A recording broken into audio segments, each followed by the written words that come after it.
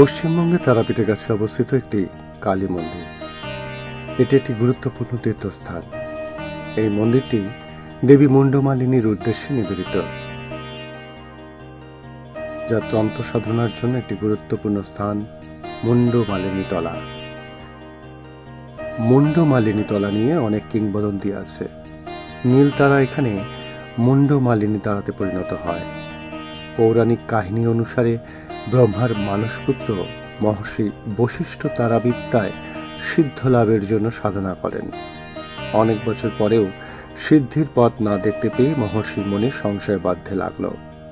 এমনই সাধনা চলাকালীন একদিন মা তারা পবিত্র দ্বারকা নদীতে স্নান করার জন্য তার গলার মুন্ডমালাটিকে খুলে রাখলেন নদীর তীরে। স্নান করে তারা মা যে মুহূর্তে উপরে উঠেছেন, ঠিক সেই সময় বশিষ্ঠদেবকে সেখানে আসতে দেখে তারা মা মুন্ডমালাটা না পরেই ওই অবস্থায় অদৃশ্য হয়েছিলেন। বশিষ্ঠদেব কিন্তু মুন্ডমালা দেখেই চিনতে পারলেন যে এটি তারা মায়ের। মুন্ডমালাটা খুলে মা রেখে নিয়ে নদী ঘাটে দিয়ে ভুলে দিল, তার জন্য মা উন্নয়নের নাম হয়েছে।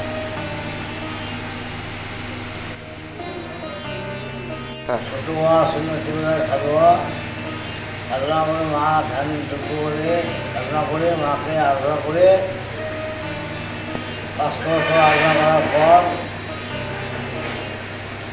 মাকে দর্শন করে।